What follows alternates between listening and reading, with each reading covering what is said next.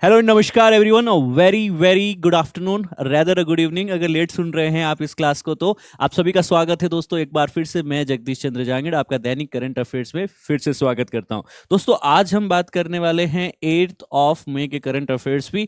और आज के समसामयिक विषय कुछ इस प्रकार से हैं दोस्तों आप लोगों के सामने। यहाँ पे हम बात करने वाले हैं मुस्लिम कोटा आरक्षण की। देखिए, धर्म के आधार पे क्या भारत में कोई भी रिजर्वेशन दिया जा सकता है? क्या आरक्षण का बेस रिलीजन हो सकता है? इस के ऊपर आज हम तर्क वितर्क करने वाले हैं, जो आपके प्रारंभिक मुख्य परीक्षा के दृष्टिकोण से महत्वपूर्ण सिद्ध हो सकता है। आपने नाम सुना होगा कल्पना चावला। वह अंतरिक्ष की यात्रा करने गई थी, राइट? C was astronaut. वह इस बोइंग स्टारलाइनर से ही जो है इन्होंने ट्रैवल किया था स्पेस के अंतर्गत। वापस एक मिशन जो है बोइंग का स्टारलाइनर का देखने को मिल रहा है। विल अंडरस्टैंड इसके ऐतिहासिक हिस्टोरिकल पर्सपेक्टिव्स क्या है और at the same time present में क्या क्या इसके कंटेक्स्ट बनते हैं। फिर बात करेंगे दोस्तों हम कार्बन फार्मिंग जैसे विषय के ऊपर, जो आपके एग्रीकल्चर में जो इनोवेशन देखने को मिल रहा है। आज की तारीख में इंडिया में क्या है, मेजरली एग्रीकल्चर में इनोवेशन ज्यादा देखने को मिल रहा है, तो इसी एग्रीकल्चर इनोवेशन के विषय पे बात करेंगे। Then will talk of the MRI. सभी को पता है मैग्नेटिक रेजोनेंस इमेजिंग हेल्थ के सेक्टर के अंतर्गत एक बहुत ही इंपॉर्टेंट आविष्कार कह सकता हूं मैं। एमआरआई अभी वापस से एक बार सुर्खियों में आ रहा है और उस सुर्खियों के पीछे का रीजन जो है थोड़ा सा डेंजरस है, जानने की कोशिश करेंगे। फिर हम बात करते हैं केरला के अंतर्गत एक नई बीमारी देखने को मिली है। मुख्यतः वहां पे बहुत ही ज्यादा केसेस देखने को मिले हैं, वेस्ट नाइल फीवर या वेस्ट नाइल बुखार के। क्या है यह, इसकी जानकारी लेते हैं। फिर है क्लोरोपिक्रिन। क्या है दोस्तों chloropicrin? We will understand the same. आज की क्लास की जो समरी है, सारांश है, उसे आप इस टेलीग्राम हैंडल जगदीश जांगिड़ से पीडब्ल्यू से प्राप्त कर पाएंगे दोस्तों। एंड गोज विदाउट सेइंग, इस समरी के अलावा आपको अगले वीक से डेली 20 पॉइंटर्स मिलने वाले हैं, जो प्रीलिम्स के लिए आपको रीड करने। आप चाहे कोई भी एग्जाम प्रिपेयर करना चाह रहे हैं, there will be 20 pointers each day. हर रोज हम 20 बिंदुओं की एक श्रृंखला आपके सामने लेके आएंगे। वह हिंदी, वह इंग्लिश, बायलिंगुअल दोनों भाषाओं में आपसे साझा की जाएगी, दैनिक तौर पे रहने वाली है। और वह 20 बिंदु जो है वो सबसे महत्वपूर्ण पॉइंटर्स रहने वाले हैं। जो आप मैगजीन्स कर रहे हैं, जो आप ये क्लासेस ले रहे हैं, इसको यथावत कंटिन्यू रखिएगा। इसके अलावा आगामी प्रारंभिक परीक्षा के दृष्टिकोण से यह कार्य किया जाएगा दोस्तों। देन आपका 2 जून को एक और all India open mock test होने वाला है, इसे जरूर अटेम्प्ट कीजिएगा। आप ऑनलाइन भी अटेम्प्ट कर सकते हैं, आप चाहे तो ऑफलाइन भी अटेम्प्ट कर सकते हैं पीडब्ल्यू के किसी भी ऑफलाइन सेंटर पे जाकर के। इस क्लास को फ्री में आप रजिस्टर भी कर पाएंगे। वीडियो में डिस्क्रिप्शन में बाकी जानकारी भी साझा की जा चुकी है दोस्तों आपके साथ में। हम बात करते हैं जीएस पेपर 2 में राज्य व्यवस्था व शासन। यह इंपॉर्टेंट सब्जेक्ट है आपका ना, जीएस पॉलिटी है ना। उसके अंतर्गत आपका पहला टॉपिक आज की क्लास क्या है? धर्म आधारित आरक्षण, मुस्लिम कोटा विवाद। देखिए, धर्म के आधार पे, रिलीजन के बेस के ऊपर क्या आरक्षण दिया जा सकता है? यहां पे इसकी एक थोड़ी सी ब्रीफ हिस्ट्री जो है हमें जरूर समझ लेनी चाहिए इंडिया के अंतर्गत, क्योंकि अभी ये कहा जा रहा है कि मुस्लिम्स को कहीं कहीं जगह पे जो है धर्म के आधार पे अगर आरक्षण देने की व्यवस्था है राज्य स्तर पे या अन्य स्तर के ऊपर, तो उस पर प्रश्न चिन्ह उठाए जा रहे हैं। Will understand the connotations. Bharat तो एक सेक्युलर कंट्री है, और इस सेक्युलर कंट्री में कैसे रिलीजन, धर्म के आधार पे कोई भी रिजर्वेशन हो सकता है? और यहाँ पे Muslims have ever been given by reservation by reducing the quota of the एससीज and ST and the OBC. अभी देखो, कुछ नेताओं ने अपनी अलग अलग इलेक्शन रैलीज में कहा है कि मुस्लिम्स को रिजर्वेशन दिया गया है, एससी एसटी और ओबीसी का जो आरक्षण था वो सीटें हटा करके मुस्लिम वर्ग को दी गई। क्या इसमें कोई सच्चाई है? जानने की कोशिश करने वाले। There will be a fact check on the same. Muslim organisation staging the outside the Pune district collector for demanding the reservation of the community in 2015। ठीक है ना। तो यहाँ पे मुस्लिम कम्युनिटी भी जो है रिजर्वेशन की राज्य स्तर के ऊपर जरूर समय समय पे आह्वान करती रही है। इसका प्रसंग समझिए क्या दोस्तों, अभी यहाँ पे मुस्लिम रिजर्वेशन या माइनॉरिटी रिजर्वेशन जो है हाल ही में चुनावी मौसम के अंतर्गत काफी सुर्खियों में देखने को मिला है। क्या धर्म के आधार पे जो आरक्षण है भारत के अंतर्गत, क्या वह संवैधानिक हो सकता है आपके पास में? हालांकि इस पर कई बार बहस भी हो चुकी है, पहले भी है ना। स्पेसिफिकली जब यहाँ पे मुस्लिम कोटा या फिर मुस्लिम रिजर्वेशन की बात की जा रही है। देखिए, अगर आप इतिहास में जाएंगे तो वर्ष 2004 में आंध्र प्रदेश के आसपास में, है ना, आंध्र प्रदेश मतलब जो अनडिवाइडेड आंध्र था, अभी तेलंगाना अलग हुआ है ना आंध्र से, बट मैं अनडिवाइडेड आंध्रा की बात कर रहा हूं, 2004 के, आज से 20 वर्ष पहले की बात कर रहा हूं। तो मुस्लिम जो है आपके पास में, उनको 5% का आरक्षण कोटा दिया गया था। इस मुद्दे ने कभी भी धर्म आधारित आरक्षण को लेकर के बहस फिर से एक बार शुरू कर दी गई। तो अनडिवाइडेड आंध्रा में 5% मुस्लिम रिजर्वेशन पहले भी दिया जा चुका है। ये कोई नई बात नहीं है कि सर किसी राज्य के अंतर्गत मुस्लिम वर्ग को धर्म के आधार पर रिजर्वेशन दिया गया है। देखिए, भारत में तो हम जनरली रिजर्वेशन क्यों देते हैं? क्योंकि सर संवैधानिक और ऐतिहासिक असमानताओं को दूर करने के लिए भारत का संविधान क्या कहता है कि जो हिस्टोरिकल इनइक्वालिटीज है, ऐतिहासिक दृष्टिकोण से देखा जाए तो हैव्स एंड हैव्स नॉट की कमी यहां पे देखी गई, संसाधनशीलता किसी वर्ग विशेष में ज्यादा देखी गई है।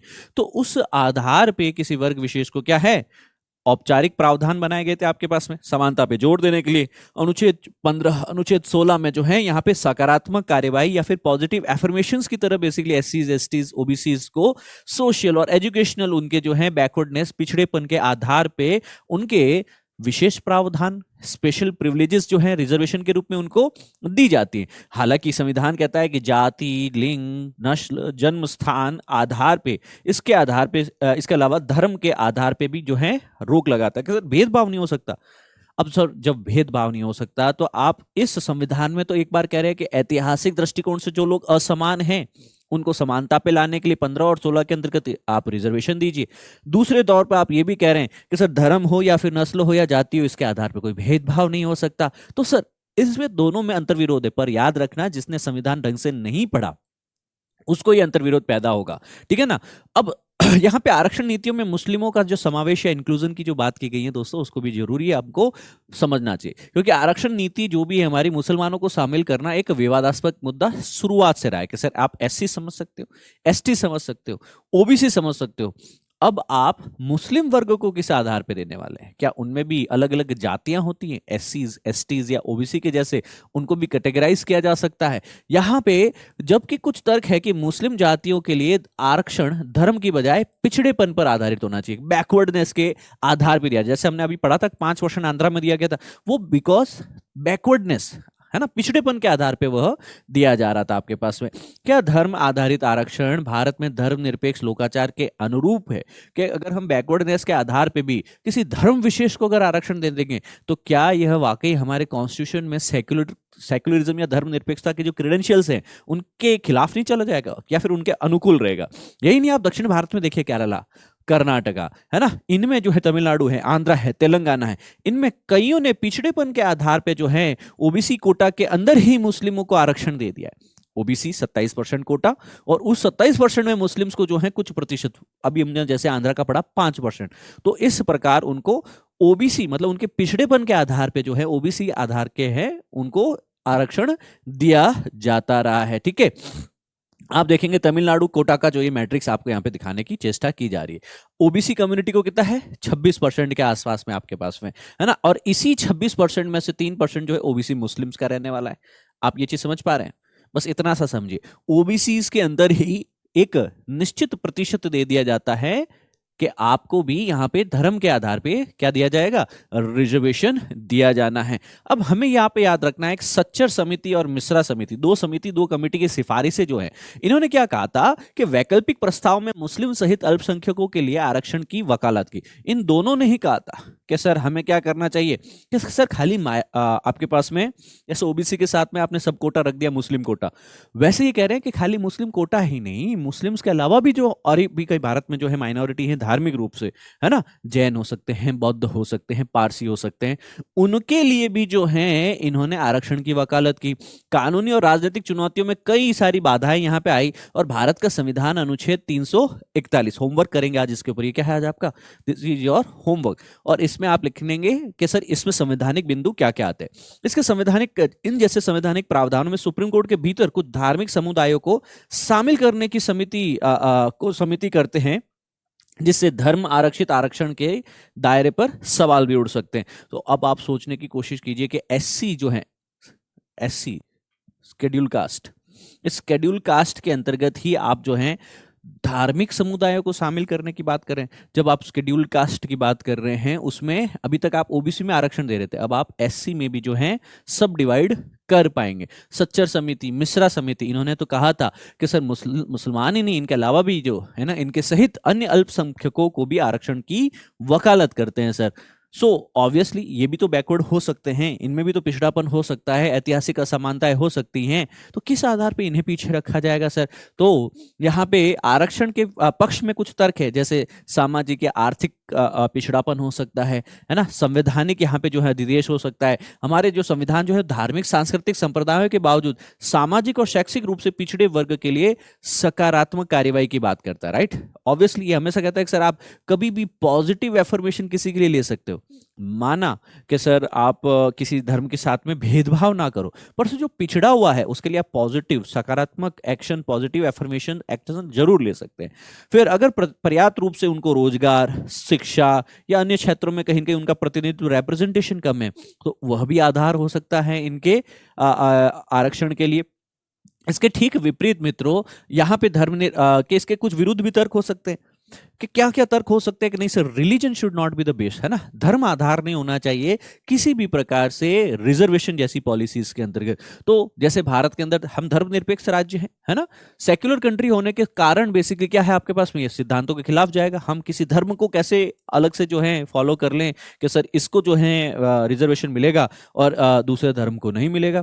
सो ये दोनों ही चीजों में यहाँ पे अपने आप में क्या हो सकता है, अंतर विरोध जैसी परिस्थिति हो सकती है। राष्ट्रीय एकता को कमजोर करने वाली बात हो जाएगी, नेशनल इंटीग्रिटी को, कि भाई उनको दे दिया, इस माइनॉरिटी को दे दिया, दूसरी माइनॉरिटी को नहीं दिया। So there can be the questions on the same, right? तो यहाँ आर्थिक मानदंड हो सकते हैं, प्रशासनिक चुनौतियां भी कई आएगी, उनको इंप्लीमेंट करना भी। सो आज भारत के अंतर्गत क्या वाकई में मुस्लिम वर्ग को कोटा दिया जा रहा है? यस, कुछ राज्यों में है ये व्यवस्था। क्या यह कोटा दूसरे ओबीसीज में से या एससीज में से लेकर के दिया जा रहा है? That is also true. Sachar committee और उसके अंतर्गत हमने देखा कि यह सर जो समिति है इनकी सिफारिशें आती हैं, वो कुछ बेस के आधार पे आती है कि जिसको हम बैकवर्ड मानते हैं। खाली भाई हिंदू ही क्यों बैकवर्ड है, मुस्लिम नहीं हो सकता? अच्छा कोई जैन नहीं हो सकता? भाई जिस हर आदमी के नाम के पीछे अंबानी लिखा, जरूरी थोड़ी वो अरबपति होगा। सेम वे अगर किसी आदमी के नाम के पीछे किसी भी धर्म का हो सकता है, हर धर्म में अच्छे लोग भी हो सकते हैं पैसे से, और कुछ लोग हो सकते हैं भाई जो पैसे से लेकर के, शिक्षा को लेकर के, रोजगार को लेकर के थोड़े समस्या में, ऐतिहासिक दृष्टिकोण से कई पिछली पीढ़ियों से भी जो है वो समय परेशान रहे, संसाधनहीन रहे। भाई ऐसे लोगों को सामने लेके आओ।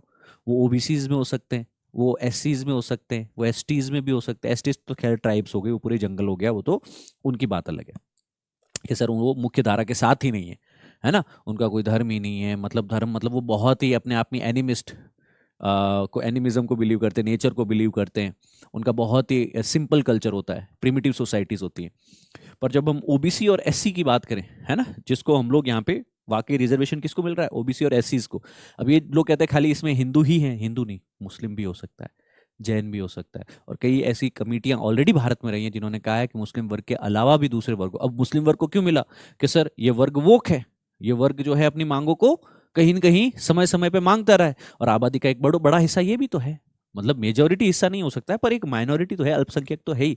तो जब ये बार बार अपनी आवाज उठाएगा, और जब इनकी आवाज को सुनने वाले राज्य सरकार में बैठे होंगे, जब वो केंद्र सरकार में बैठे होंगे, तब जो है इनको संवैधानिक रूप से, वैधानिक रूप से किसी भी प्रकार से जो है रिजर्वेशन की जो मांग थी वो पूरी भी की गई। जैसे 5% का रिजर्वेशन आंध्रा में दिया गया था, तमिलनाडु में देखा कि सर ओबीसी में जो 26% का रिजर्वेशन, उसमें से 3% रिजर्वेशन किसको दिया गया, ओबीसी का, मुस्लिम वर्ग को दिया गया।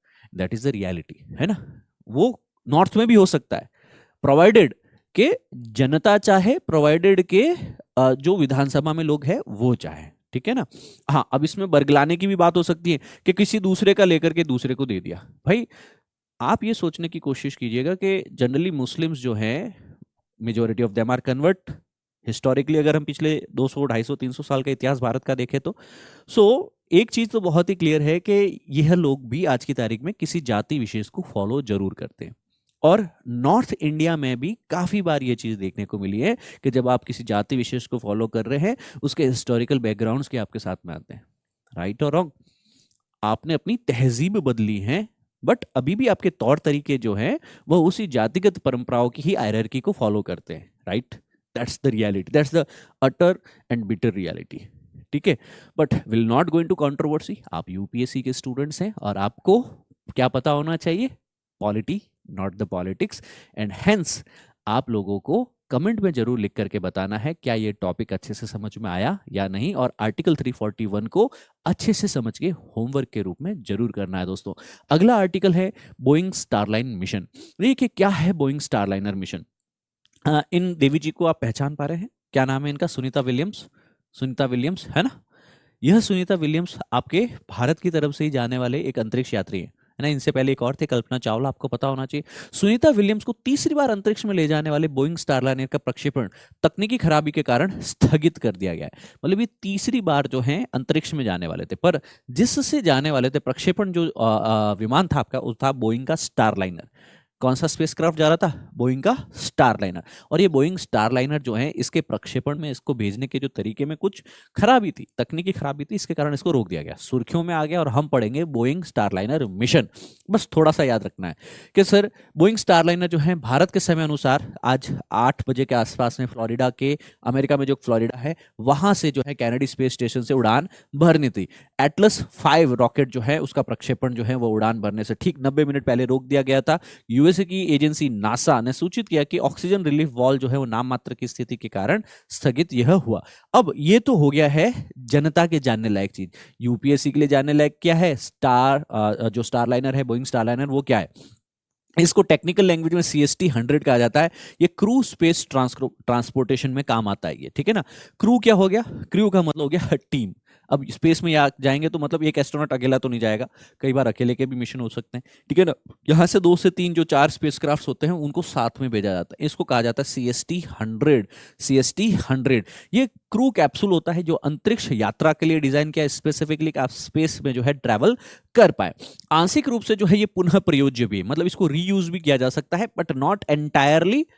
कुछ कुछ चीजें जो है इसकी, अगर वापस अर्थ पे ये आता है तो कुछ चीजें यूज की जा सकती है, कुछ चीजें जो है स्क्रैप आउट करनी पड़ेगी हमको। इसका अर्थ है कि इसका उपयोग कई मिशंस के लिए किया जा सकता है। तो बहुत ही इंपॉर्टेंट है, CST 100 बोल दें, बोइंग स्टारलाइनर मिशन कह दें, आपको पता होना चाहिए, यूएसए की तरफ से है। इसमें 2 मॉड्यूल्स होते हैं। क्रू मॉड्यूल जहां पे अंतरिक्ष यात्री यात्रा के दौरान रहते हैं। दूसरा है सर्विस मॉड्यूल, यह अंतरिक्ष यान का पावर हाउस की तरह काम करता है, जो अंतरिक्ष में अंतरिक्ष यात्रियों के लिए बिजली, प्रणोदन, तापमान नियंत्रण, हवा, पानी एटसेट्रा का काम करता है। सो यहाँ पे 2 जो है 5% क्रूज के लिए यूज किया जाएगा। इसमें भी 2 होते हैं, क्रू मॉड्यूल और सर्विस मॉड्यूल। बस इतनी सी जानकारी आपको रखनी है। अब मिशन का उद्देश्य क्या, अभी क्यों जा रहे हैं अंतरिक्ष यात्री? स्टारलाइनर अंतरिक्ष यात्री जो है ये अंतरिक्ष में कितना अच्छा प्रदर्शन करते हैं इसका परीक्षण करने के लिए जा रहे हैं। एक दिन बाद ये, इसको कहाँ से जुड़ना है, ये एक दिन अंतरिक्ष में रहेगा, उसके बाद में ISS इंटरनेशनल स्पेस स्टेशन से जुड़ेगा और फिर वापस पृथ्वी पे लौट आना है। लगभग 10 दिनों का इसका जो है ये टाइम ड्यूरेशन रहेगा। और अंतरिक्ष यात्री जो है वहां पे क्या चीज का परीक्षण करेंगे? नए सूट, स्पेस सूट जो है नए बनाए उसका परीक्षण करेंगे। दूसरा, यह नीले सूट अपने पूर्ववर्तियों की तुलना में लगभग 40% हल्के हैं और टच स्क्रीन संवेदनशील दस्ताने भी है। तो जो ग्लव्स है, they are touch screen gloves है ना। सो काफी सारी चीजें जो है यहाँ पे उन्नत की गई है ना। सेंसर्स हो, चाहे बनाने का तरीका हो, चाहे हीट शील्ड हो, चाहे पैरासूट हो, एटसेट्रा, जो एयरबैग्स हैं क्रू कैप्सूल्स के काफ़ी, जैसे कि अगर एडवर्स सिचुएशन है ना, कि भाई अगर जनरली जो है हम इसको कहाँ उतारते हैं, समुद्र पे उतारते हैं क्रू कैप्सूल को, वापस जब धरती पे आता है, पर समुद्र में नहीं उतर के अगर ये जमीन पे उतर गया तो सस्टेन कर पाएगा इतना जबरदस्त कॉलिजन, जो टकराव होगा पृथ्वी के साथ में? तो उसके लिए भी इसको तैयार किया जा रहा है। That's it. आगे बढ़ते हैं दोस्तों, कार्बन फार्मिंग। एक पूरा एडिटोरियल आया है टेक्स्ट एंड कंटेक्स्ट में कार्बन फार्मिंग के ऊपर, कुछ बिंदु लिखने हैं कार्बन फार्मिंग के। उसके ऊपर क्या है आपके पास में? कार्बन फार्मिंग क्या है आपके पास में? फार्मिंग मतलब खेती, तो कार्बन खेती क्या हुई?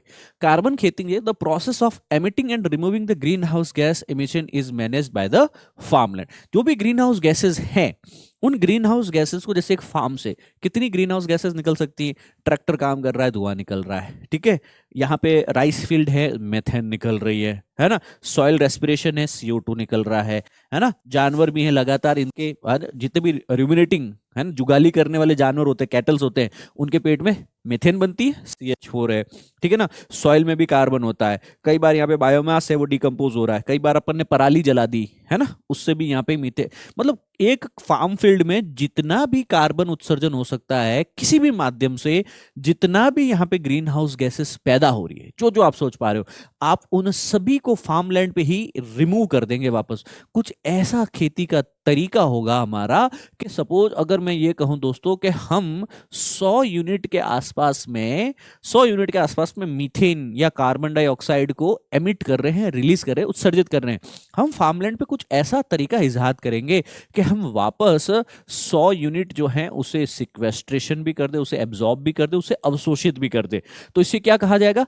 कार्बन फार्मिंग कहा जाएगा। सो कार्बन खेती में कृषि की उत्पादकता भी बढ़ेगी, मिट्टी के स्वास्थ्य में भी सुधार आएगा, इकोसिस्टम के लिए भी अच्छा है दोस्तों आपके पास में, और कृषि के अंदर आप कार्बन के भंडारण को बढ़ावा दे रहे हैं। तो जो हमारा कृषि जितना भी खेत है, खलिहान है ना, एग्रीकल्चर लैंड है, यहाँ पे आप इसको यूज करना चाहते हैं कार्बन भंडारण के लिए, कार्बन सिक्वेस्ट्रेशन के लिए, कार्बन को एब्जॉर्ब करने के लिए, ठीक है ना। और जो भी उत्सर्जित गैसें हैं उनकी संख्या कम होनी है, जलवायु पर नकारात्मक प्रभाव कम होने।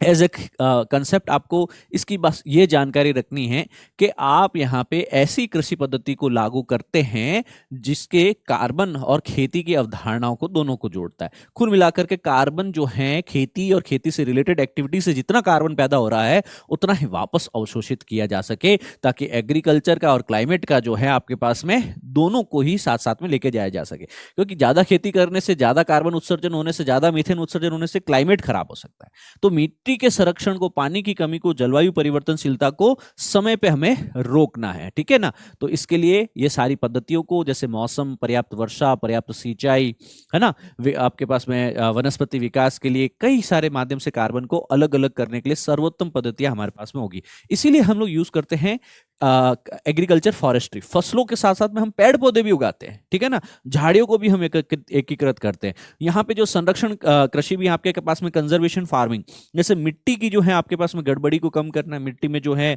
मिनरल्स की कमी ना हो जाए, ऐसी प्रथाओं के माध्यम से आप कार्बन पृथक्करण की संभावनाओं पे विशेष ध्यान देते हैं। इसका क्लाइमेट के ऊपर आप ध्यान दे रहे हैं, फर्टिलाइजर्स के अंतर्गत हो, चाहे आपके पास में एमिशंस के अंतर्गत हो, एग्रो इकोसिस्टम में हो, you are trying to help it out. That's it. फिर बात करते हैं magnetic resonance imaging, MRI technique की। एक एक्सपेरिमेंट था जिससे, जैसे एक्सरे हैं आपके बॉडी के, सिर्फ एक ही, जैसे इसके अंतर्गत जितना भी आपके बॉन्स हैं उसको देख पा रहे हैं अपन एक कॉन्ट्रास्ट के अंदर, पीछे लाइटिंग कॉन्ट्रास्ट के अंतर्गत, ठीक है ना, वो पूरा स्केलेटन दिख जाता है बॉडी में, कहीं ब्रेक या फ्रैक्चर है तो वो भी दिख जाएगा। बट क्या हो कि खाली हमें एक ही ऊतक, एक ही अंग नहीं, उस ऊतक और अंग के अलग अलग लाइंस, अलग अलग डेप्थ को, अलग अलग टिश्यूज को स्टडी करना हो, तो इसके लिए यहाँ पे एक अलग से जो है फिजिक्स में जो इनोवेशन हुए थे उनको हमने बायोलॉजी में यूज कर लिया। तो मैग्नेटिक रेजोनेंस इमेजिंग करके जो है साइंस थी, और उसको जो है भाई किसी आदमी ने कहा कि क्यों ना इसको हम यहाँ पे जब मैग्नेट को तीव्र गति से घुमाएंगे तो एक ऐसा मैग्नेटिक फील्ड बनेगा जिससे एक अगर इमेज हम प्राप्त कर पाए, मैग्नेटिक रेजोनेंस इमेजिंग से जो इमेज प्राप्त हो पाएगी उसमें हर टिश्यू में, जैसे ब्रेन में क्या समस्या है, हार्ट में क्या समस्या है, कहीं भी बॉडी में कुछ भी समस्या है, आपको पूरा हर टिश्यू के हर लाइन की डेप्थ जो है वो बता देगा। सो यहाँ पे MRI scans are used to obtain the image of the soft tissues in the body. The non-invasive diagnostic procedure with widely used to image the brain, cardiovascular system, spinal cord, joints and the various muscles. इसको समझने की हम कोशिश करते हैं। Surgery में जो है मानव शरीर के अंदर जाने की जरूरत ही नहीं है आपके पास में, आप बाहर से सारा कुछ देख पाएंगे मानव शरीर में कहाँ क्या गतिविधि हो रही है, कहाँ क्या गड़बड़ी है आपके पास में। MRI तकनीक जो है आपके पास में 1970 से इसकी शुरुआत हुई थी दोस्तों आपके पास में। पॉल लेटर और पीटर मैंसफील्ड करके जो है इन्होंने महत्वपूर्ण इसमें सुधार किए बाद में, और इसको जो है हम लेके आए चिकित्सा के अंतर्गत। फिर तभी 1970 से जब हमने देखा कि कैसे 1980, 90 और अगले पिछले 30 वर्षों में काफी अच्छा काम हुआ MRI के द्वारा, तो इन दोनों को चिकित्सा का नोबेल पुरस्कार भी दिया गया था वर्ष 2003 के अंतर्गत। और याद रखना, MRI बॉडी में किसकी स्कैन या किसकी छवि, किसकी इमेज बनाती है, सॉफ्ट टिश्यूज की, मुलायम जो ऊतक है बॉडी के अंतर्गत, है ना, यहाँ पे जो कैल्सिफिकेशन के कारण कठोर नहीं हुआ हो, जैसे हड्डियां वड्डियां हैं तो वह नहीं दिखेगी, इसमें सिर्फ सॉफ्ट टिश्यूज दिखेंगे आपके पास में। और ये नॉन एग्रेसिव कोई भी डायग्नोसिस टेक्निक होता है आपके पास में, जैसे मस्तिष्क है, हृदय है, रीढ़ की हड्डी है, जोड़े हैं, मांसपेशियां, यकृत, धमनियां आदि, पूरी बॉडी की यह एक इमेज बना करके आपके पास में दे देगा। जैसे ब्रेन में कहीं भी कोई समस्या है सॉफ्ट टिश्यूज में, इट विल टेल यू, कहीं भी कॉलिजन हो जाता है, कहीं किसी को स्ट्रोक आ जाता है ना, इसकी सारी जानकारी यहीं से मिल जाएगी।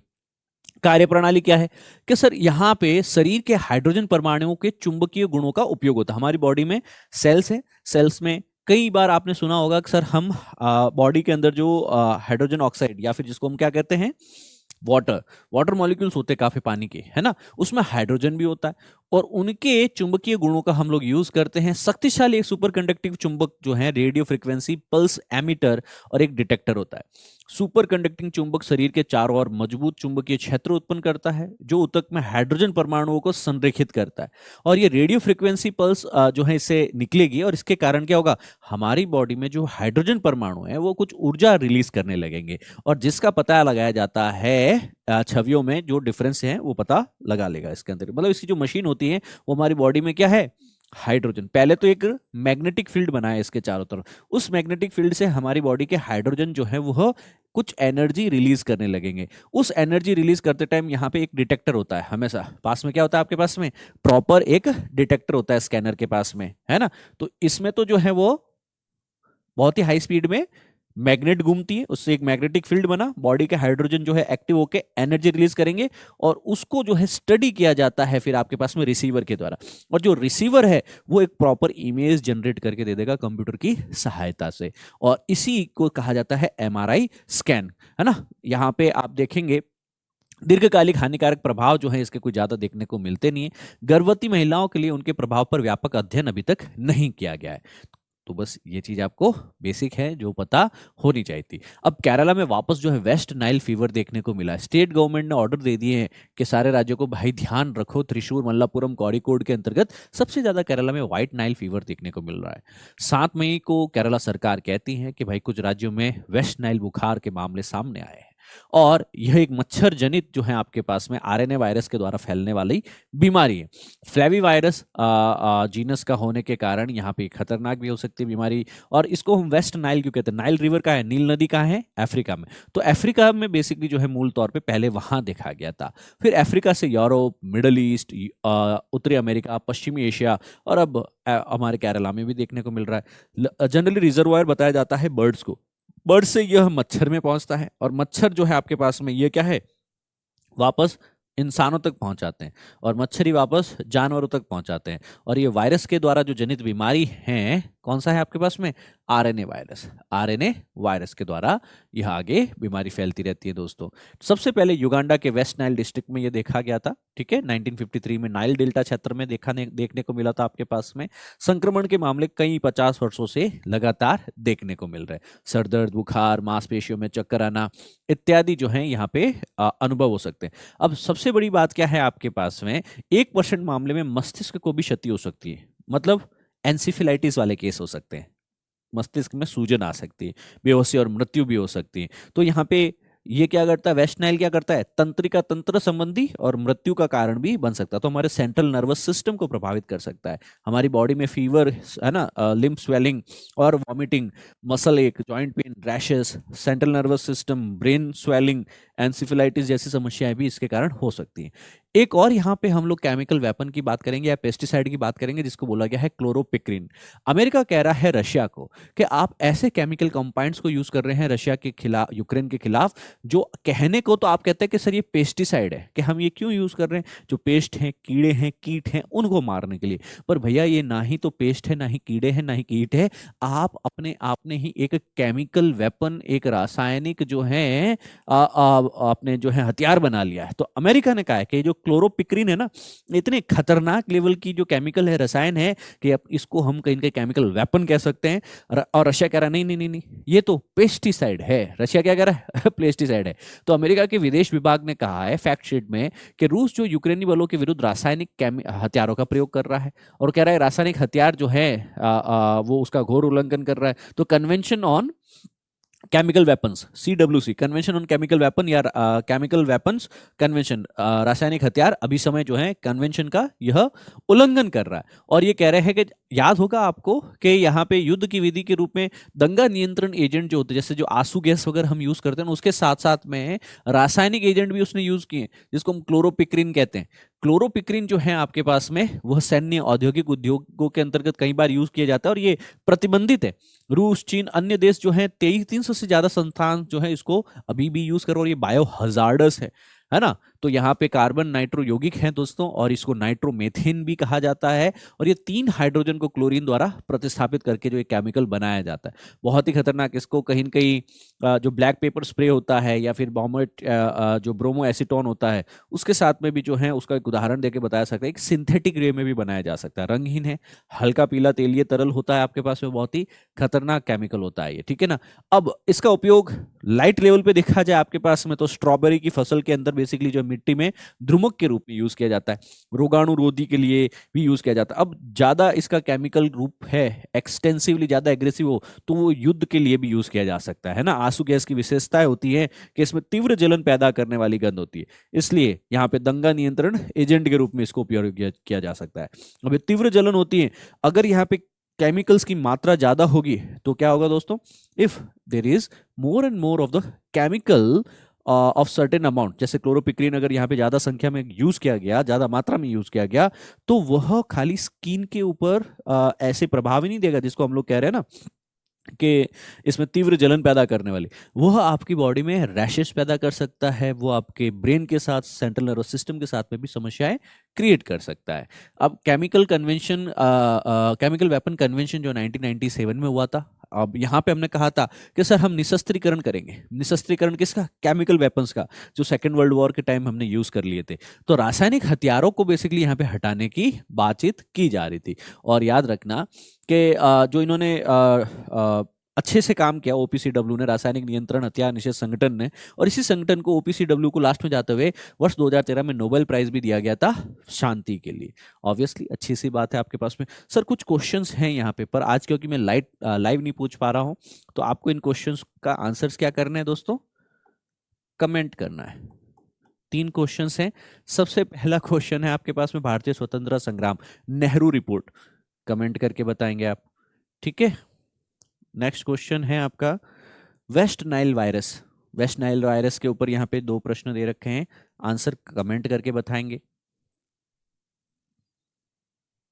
नेक्स्ट क्वेश्चन है कार्बन निषेचन या कार्बन फर्टिलाइजेशन, है ना। कार्बन फर्टिलाइजेशन, एनवायरनमेंट में कार्बन की मात्रा ज्यादा हो जाने से प्लांट्स की प्रोडक्टिविटी बढ़ जाती है, उसको कहा गया कार्बन फर्टिलाइजेशन। 2018 में पूछा गया, कमेंट बताएंगे। That's it. क्लास की पीडीएफ को आप यहाँ से डाउनलोड कर पाएंगे। आज के लिए इतना ही करेंगे दोस्तों। Thank you. जय हिंद, सर्वदा शक्तिशाली, and God bless you all. Thank you दोस्तों।